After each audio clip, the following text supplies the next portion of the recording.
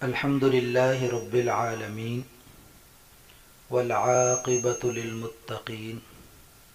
والصلاة والسلام علی سید الانبیاء والمرسلین سیدنا و مولانا محمد وعلی آلہ واصحابہ اجمعین، اما بعد فاعوذ باللہ من الشیطان الرجیم، بسم اللہ الرحمن الرحیم۔ سورہ انعام جو ہے یہ مکی ہے، جیسا کہ آپ کو معلوم ہے کہ آپ کی خدمت میں پہلے عرض کیا کہ مکی صورتوں میں زیادہ تر 3 مسائل کو بیان کیا ہے: توحید، رسالت اور آخرت۔ توحید، رسالت اور آخرت۔ تو اس آیت سورہ انعام جو ہے اس میں 20 رکوع اور 165 آیات ہیں، اور یہ ان عظیم صورتوں میں سے ایک عظیم صورت ہے کہ جو ساری اکٹھی نازل ہوئی ایک ہی وحی میں۔ تو اللہ رب العالمین اس کو شروع فرماتے ہیں: الحمدللہ الذی خلق السماوات والارض وجعل الظلمات والنور۔ تمام تعریفیں اس رب العالمین کے لیے ہیں جس نے ظلمت اور نور کو بنایا، جس نے ظلمت اور نور کو بنایا، جس نے آسمانوں اور زمینوں کو بنایا۔ تمام تعریفیں اس رب العالمین کے لیے ہیں۔ تو پھر اللہ رب العالمین، چونکہ اس میں زیادہ تر توحید کا تذکرہ ہے، تو اس کے بارے میں پھر چونکہ کفار کی عادت یہ تھی کہ وہ بات مانتے کم تھے، ہٹ دھرمی کا مظاہرہ زیادہ کرتے تھے، تو ان کو اللہ تبارک و تعالی نے یہ فرمایا کہ الم یروا کم اہلکنا من قبلہم من قرن مکناہم فی الارض ما لم نمکن لکم وارسلنا السماء علیہم مدرارا وجعلنا الانہار تجری من تحتہم فاہلکناہم بذنوبہم وانشأنا من بعدہم قرنا آخرین۔ کہ کتنی بستیوں کو آپ نے دیکھا نہیں، کتنی بستیوں کو ہم نے ہلاک کیا، کس وجہ سے کہ انہوں نے شرک کیا، انہوں نے اللہ کی وحدانیت کا انکار کیا اور انہوں نے بغاوت اختیار کی، حالانکہ اللہ رب العالمین نے ان پر جو ہے وہ موسلادھار بارش برسائی اور ان کو باغات عطا کیے اور بڑی نعمتیں عطا کی، لیکن جب انہوں نے نافرمانی کی، اللہ فرماتے ہیں فَأَهْلَكْنَاهُمْ بِذُنُوبِهِمْ، ہم نے ان کے گناہوں کی بدولت، ان کے گناہوں کی وجہ سے ہم نے ان سب کو ہلاک کر دیا۔ اور پھر مشرکین کا ایک دعویٰ یہ تھا کہ آپ صلی اللہ علیہ وسلم کی باتیں سنتے، بڑی معقول باتیں ہوتی تھیں، تو جب انکار کی کوئی وجہ نہ بنتی کہ اب وہ انکار نہیں کر سکتے، ساری معقول باتیں جب پوری ہو جاتی تو آخر میں ان کا ایک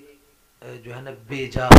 سوال وہ یہ تھا کہ ہم آپ کو کیسے مان لیں؟ ہم تب آپ کو نبی رسول مانیں گے کہ جب فرشتہ آئے، وہ فرشتہ آپ سے باتیں کرے، آپ کو وحی سنائے، تو پھر ہم آپ سے جو ہے نا آپ کی بات تسلیم کریں گے۔ تو اللہ رب العالمین فرماتے ہیں کہ اگر یہ فرشتے کو دیکھ لیں تو پھر تو مہلت ختم۔ اصل ایمان تو ایمان بالغیب ہے، ان دیکھی چیزوں پر ایمان لانا ہے۔ جب دیکھ لیا تو پھر تو ایمان کا اعتبار ہی نہیں ہے۔ یہی وجہ کہ جب موت کے فرشتے نظر آ جائیں، موت کے فرشتے جب نظر آ گئے تو اس کے بعد ایمان لانا قابل قبول نہیں ہے۔ تو اس لیے اللہ فرماتے ہیں کہ اس فرشتوں کو دیکھنے کا تو کوئی مقصد نہیں، کوئی اور بات ہے تو وہ بتاؤ۔ پھر انہوں نے کہا اچھا مستقل فرشتہ ساتھ رہے، تو اس میں اللہ رب العالمین فرماتے ہیں کہ اگر مستقل فرشتہ ساتھ رہے گا تو ظاہر ہے کہ وہ تو انسانی شکل میں ساتھ رہے گا۔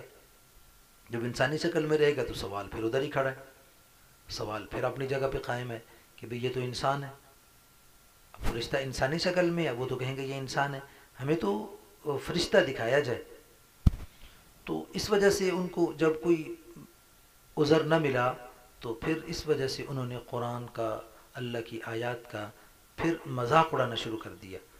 تو پھر اللہ تبارک و تعالیٰ نے ان کو پرانے واقعات سنائے. اللہ فرماتے ہیں کہ تم جاتے ہو تجارت کے لیے، عاد و سمود کی بستیوں سے گزرتے ہو، تم دیکھتے نہیں کہ ان کو کس طرح تباہ و برباد کیا. ان پر اللہ کا عذاب جب آیا تو ان کے ساتھ کیا معاملہ ہوا. تو اس لیے تم بھی یہ موقع ہے، تم تسلیم کر لو، یہ موقع زندگی تک ہے. تو اور جب ہٹ درمی اپنی ایک حد کو پہنچ جائے گی، جب تمہاری نافرمانی اپنی اس حدوں کو کراس کرے گی، تو پھر اللہ کی طرف سے ایسی پکڑ آئے گی جیسے عاد و سمود پر آئی. جس طرح اللہ نے ان کو تباہ و برباد کیا، اسی طرح اللہ تمہیں بھی تباہ و برباد کر دیں گے.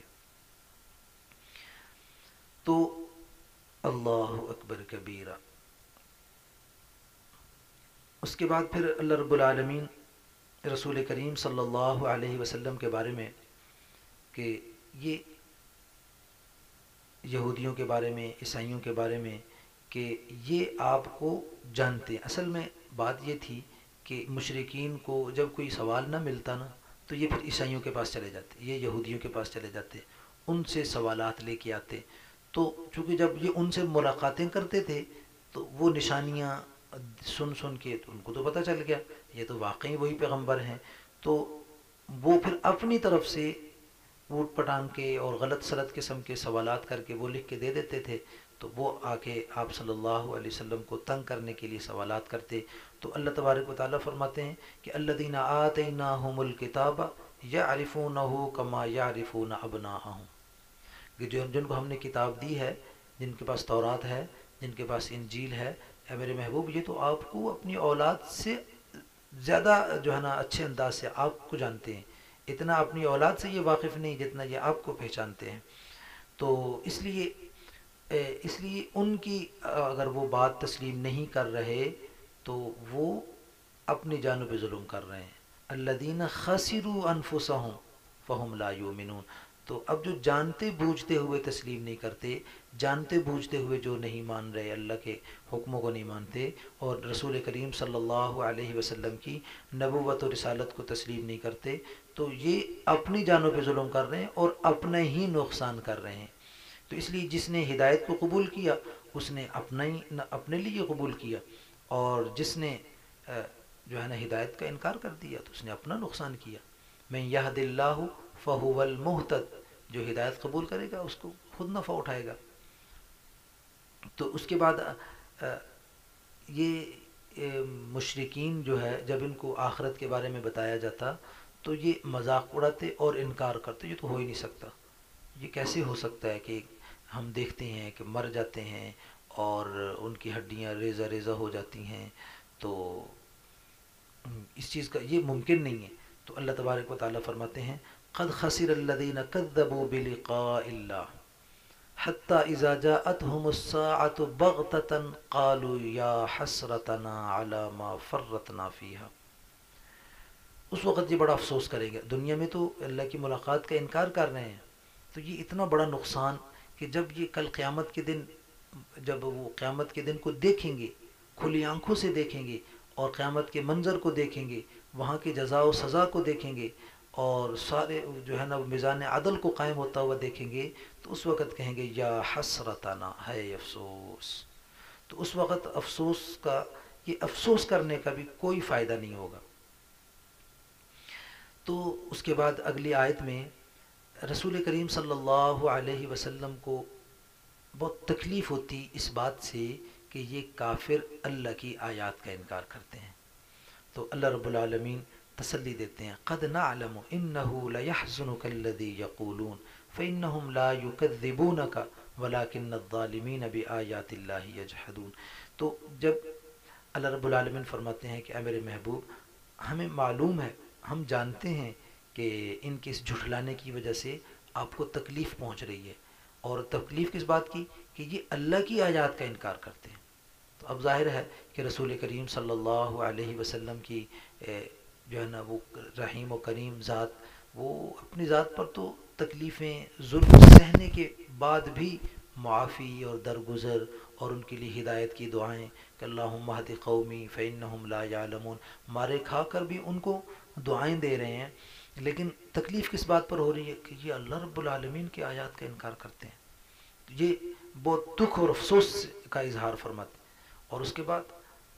دنیا کو اللہ تبارک و تعالی نے ایک امتحان کی جگہ بنایا ہے۔ تو ایک ہے امتحان کی جگہ اور ایک ہے اللہ کی قدرت کا نشان۔ تو اللہ فرماتے ہیں کہ اگر اللہ چاہیں تو سب کو یہ ہدایت یافتہ بنا دیں، سارے ایمان والے بن جائیں، تو پھر وہ امتحان والی بات تو ختم ہو جائے گی، پھر تو اللہ کی طاقت اور قدرت کا ہی مظہر ہوگا۔ تو اللہ اپنی طاقت کو یا اپنی قدرت کے اصل نشان تو قیامت کے دن اور جنت میں ایمان والوں کو دکھائیں گے نا، کہ جب ان اللہ کی نعمتیں بدستور بڑھتی رہیں گی اور بڑھتی رہیں گی ہر ایمان والے کو، جو سب سے جو ہے نا آخر میں جو جنت میں جائے گا، اس ساری کائنات سے، ساری دنیا سے 10 گنا بڑی جنت اللہ اس کو عطا، تو قدرت کے نشان تو وہاں اللہ اپنے دکھائیں گے، جو ہر لمحہ انسان اللہ کی قدرتوں کا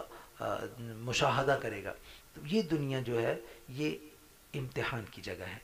اس لیے جہاں جو ایمان لائے گا اس کا ایمان اس کو نفع دے گا، جو یہاں جو ہے نا وہ نافرمانی اور کفر اختیار کرے گا اس کا وبال اور نقصان وہ خود ہی اٹھائے گا۔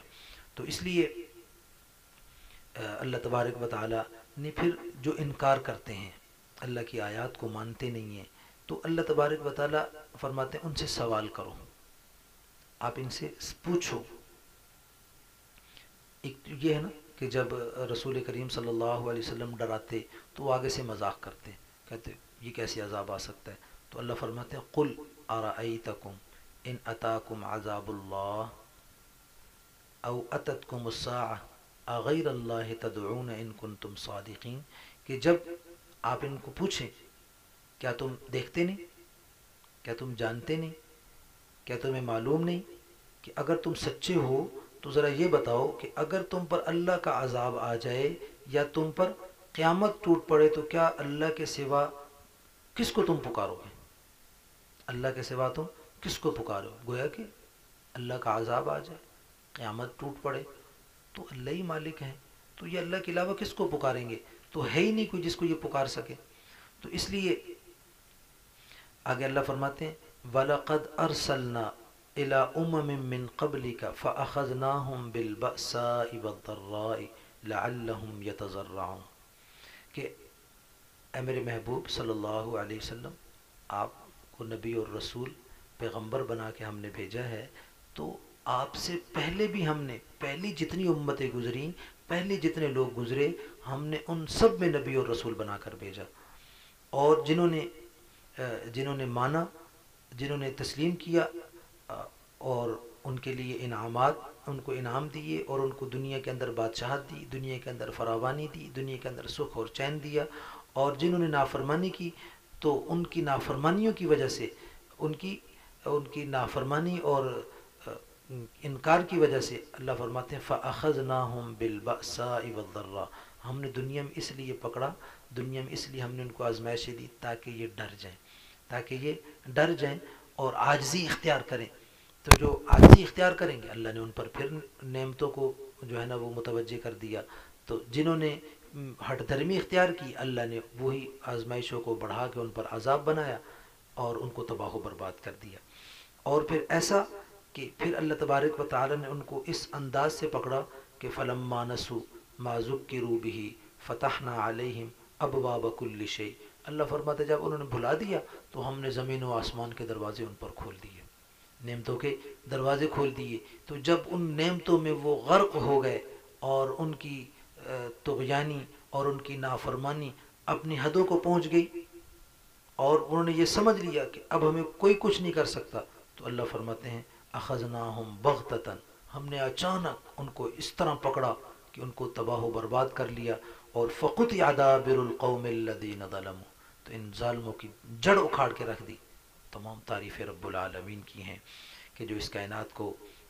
چلانے والا، اس کائنات کا بنانے والا اور جو خالق ہے، جو معبود ہے۔ تو اس لیے پھر رسول کریم صلی اللہ علیہ وسلم سے انہوں نے یہ مطالبہ کیا کہ آپ کے پاس تو کچھ ہے ہی نہیں، آپ تو غریب ہیں،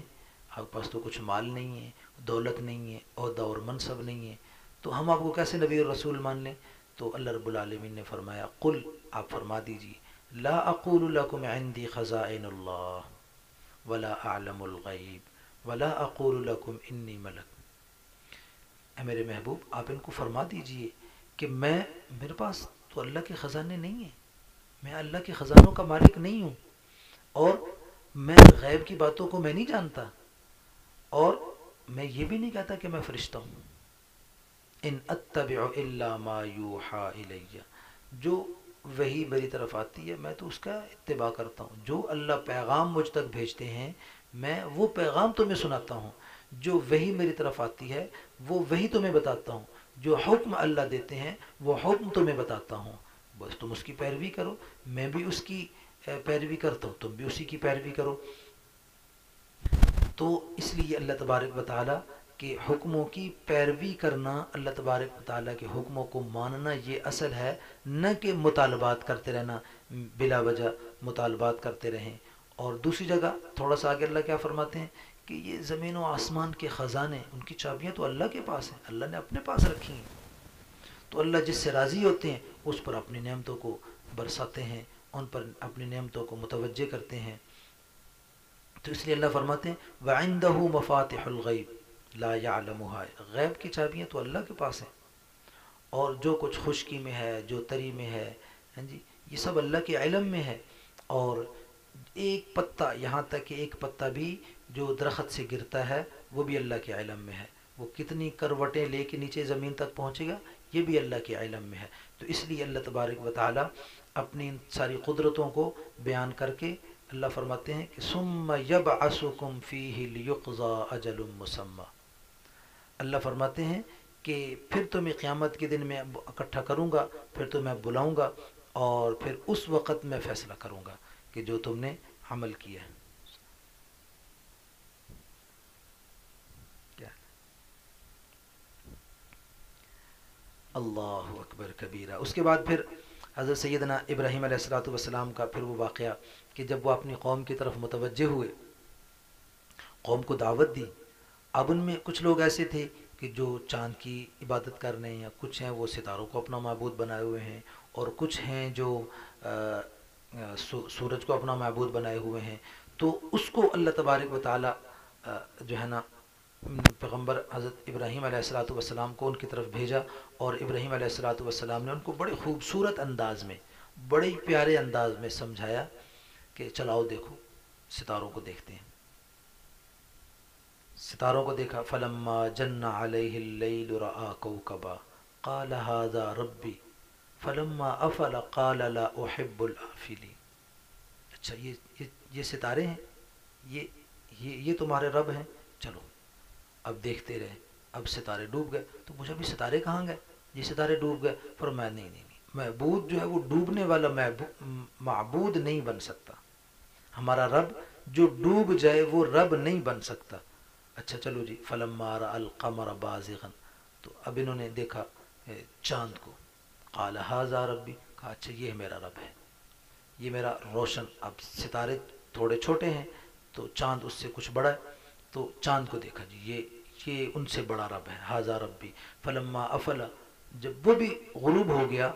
قال لئن لم يهدني ربی لأکونن من القوم الضالین،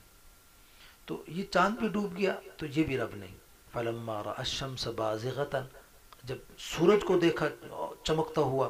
کیا فرمایا، ھذا ربی ھذا اکبر، یہ سب سے بڑا رب ہے، یہ سب سے بڑا رب ہے۔ تو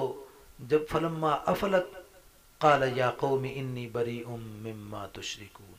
جب سورج بھی غروب ہو گیا تو فرمایا کہ بھی میں اس شرک سے بری ہوتا ہوں، میں اس کو نہیں سمجھتا، یہ معبود اور رب نہیں سمجھتا، تو کیا کرتا ہوں، انی وجہت وجہی للذی فطر السماوات والارض حنیفا،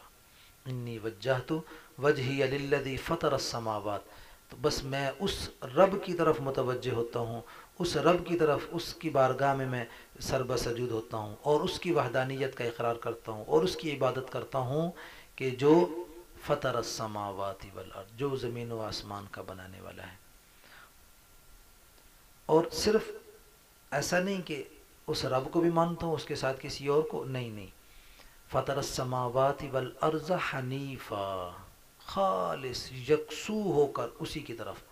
اور وما انا من المشرکین، وما انا من المشرکین، میں مشرکین میں سے نہیں، جو اللہ کے ساتھ شرک کرنے والے ہیں میں ان سے بری ہوں۔ تو اس کے بعد پھر اللہ تبارک و تعالیٰ نے تقریباً 16 انبیاء کا تذکرہ فرمایا، 16 انبیاء کا نام لے کر، 16 نبیوں کا نام لے کر کہ انہوں نے ان سب کو اللہ رب العالمین نے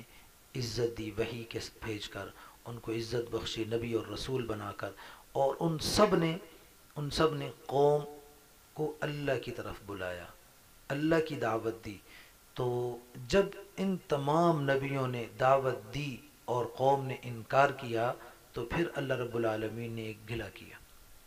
کہ وما قدر اللہ حق قدر،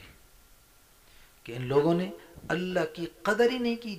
جو قدر کرنا چاہیے تھا، کہ وہ خالق، وہ مالک، وہ پیدا کرنے والا، وہ نعمتیں دینے والا، وہ زندگی دینے والا، اور زندگی میں دن رات کے نظام کو بنانے والا، اولاد دینے والا، پھل پھول دینے والا، صحت تندرستی دینے والا، سب کچھ وہ دے رہا ہے اور یہ پھر اس کے ساتھ شریک بناتے ہیں۔ تو اس لیے اللہ رب العالمین نے پھر یہاں گلہ کیا کیا کہ وما قدر اللہ حق قدری،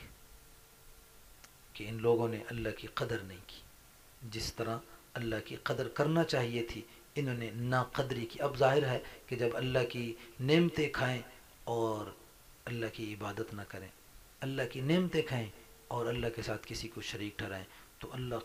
کتنے سخت ناراض ہوتے ہیں اس بات سے۔ تو اس کے بعد پھر اللہ رب العالمین نے اپنی قدرت کا ایک عجیب انداز سے جو ہے نا وحدانیت کا اور اپنی قدرت کا اظہار فرمایا کہ ان اللہ فالق الحب والنوى، ان اللہ فالق الحب والنوى، اللہ اکبر، اللہ وہ ہے جو گٹھلی کو اور دانے کو پھاڑتا ہے۔ ایک دانہ زمین میں ڈالتے ہیں، وہ دانہ اس سے کئی دانے نکلتے ہیں، ایک دانے سے 7 بالیاں اور ہر بالی پہ 100 دانے، اور کھجور کی گٹھلی ہے، آم کی گٹھلی ہے یا اور پھلوں کی جو گٹھلیاں ہیں وہ ہم زمین میں ڈالتے ہیں، اللہ اس گٹھلی کو پھاڑتے ہیں۔ اور آگے کیا فرمایا یخرج الحی من المیت ومخرج المیت من الحی، زندہ سے مردہ کو نکالتے ہیں، مردہ سے زندہ کو نکالتے ہیں۔ یہ اتنی بڑی قدرت کی نشانی ہے کہ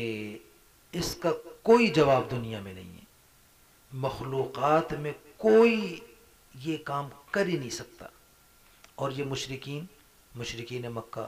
اور یہ دوسرے یہ سب دیکھ رہے ہیں اس کو، اور کھلی آنکھوں سے دیکھ رہے ہیں کہ گٹھلی ہم زمین میں ڈالتے ہیں تو یہ جن کو اپنا معبود بناتے ہیں، یہ چاند ہے یا سورج ہے یا ستارے ہیں یا ان کے بت ہیں جو اللہ کے ساتھ کسی کو شریک ٹھہراتے ہیں، ان میں سے کوئی بھی یہ کام نہیں کر سکتا، یہ بات یہ سمجھتے ہیں۔ اور اس کے بعد فالق الاصباح، صبح کون لاتا ہے؟ رات سے یوں صبح نکلتی ہے تو یہ وہ اللہ ہی نکالتے ہیں۔ وجعل اللیل سکنا، اور رات کو وہ آرام کی جگہ، رات کو آرام کے لیے جو ہے نا ان کو رات مہیا کرتا ہے۔ یہ ان کافروں کو، یہ ان مشرکوں کو کون دیتا ہے؟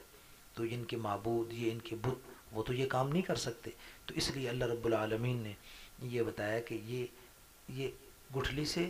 گٹھلی کو پھاڑنا، دانے کو پھاڑنا، اور اسی طرح مردہ سے زندہ کو نکالنا، زندہ سے مردہ کو نکالنا، اور اسی طرح دن اور رات کے نظام کو چلانا اور سورج اور چاند کے نظام کو چلانا، یہ ذالک تقدیر العزیز العلیم، یہ اس قدرت والے اور غالب رب کی قدرت کے نشان ہیں، اس میں کوئی اس کا شریک نہیں ہے۔ تو اس لیے اس بات کو سمجھو کہ تم اس اللہ کو ایک ہی تسلیم کرو، وحدہ لا شریک مانو، اور اسی کی عبادت کرو تاکہ تم کامیابی کو پہنچ جاؤ۔ تو اس کے بعد پھر آخر میں اللہ تبارک و تعالیٰ نے پھر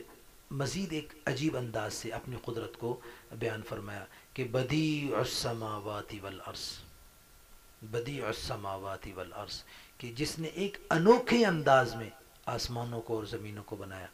اب ظاہر ہے کہ جب اللہ نے پہلا آسمان بنایا تو اس سے پہلے تو آسمان کوئی نہیں تھا، جب پہلے زمین کو بنایا تو اس سے پہلے تو کوئی زمین نہیں تھی۔ تو اس لیے اللہ فرماتے ہیں بدیع السماوات والارض، کہ زمین و آسمان کو ایک نئے انداز میں، ایک انوکھے انداز میں اس نے بنایا. تو انا یکون لہ ولد، تو جو اتنے عجائبات کا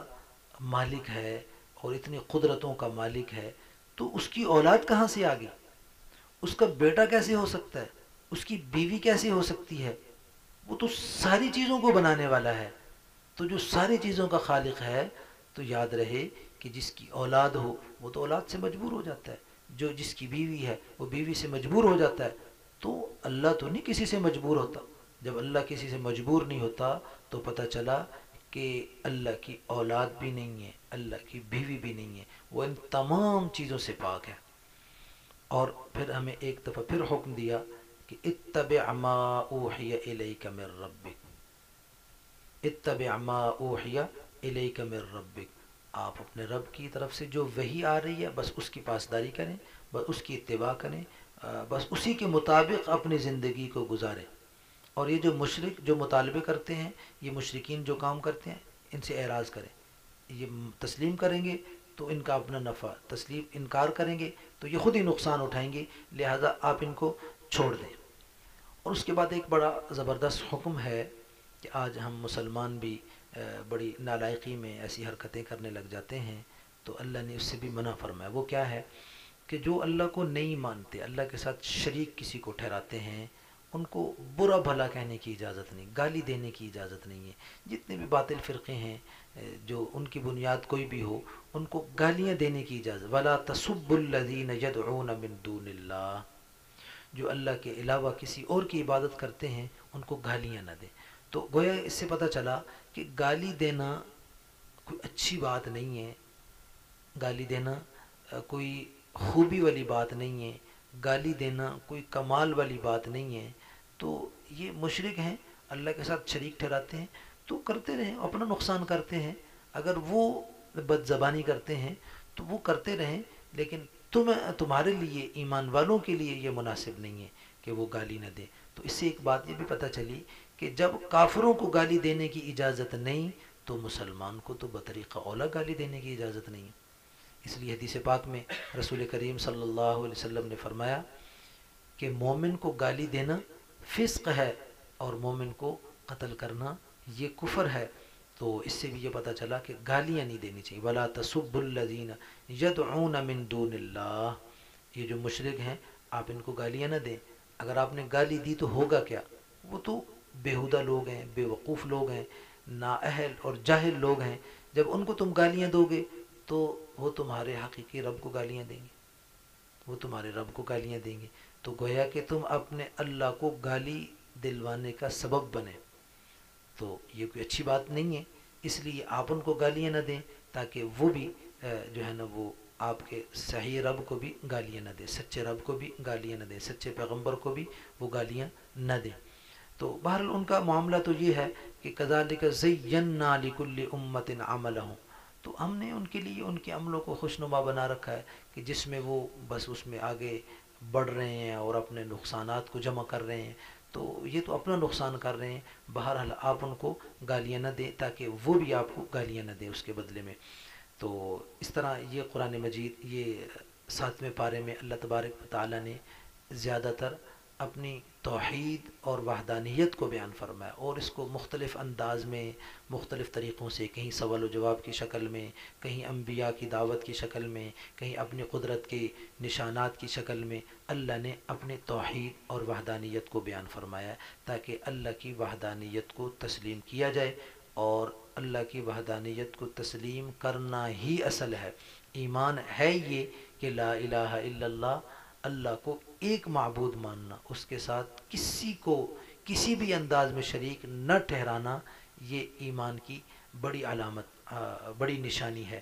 کہ جو اللہ کو ایک مانے اور رسول کریم صلی اللہ علیہ وسلم کو نبی اور رسول اور خاتم الانبیاء والمرسلین تسلیم کرے، اور قرآن مجید کو حق اور سچ کتاب تسلیم کرے، اللہ کی طرف سے نازل شدہ، اور آخرت کو تسلیم کرے. اللہ تبارک و تعالی ہم سب کو ایمان کامل نصیب فرمائے اور ہمارے لیے اپنی رضا کا اعلان فرمائے. وآخر دعوانا ان الحمد للہ رب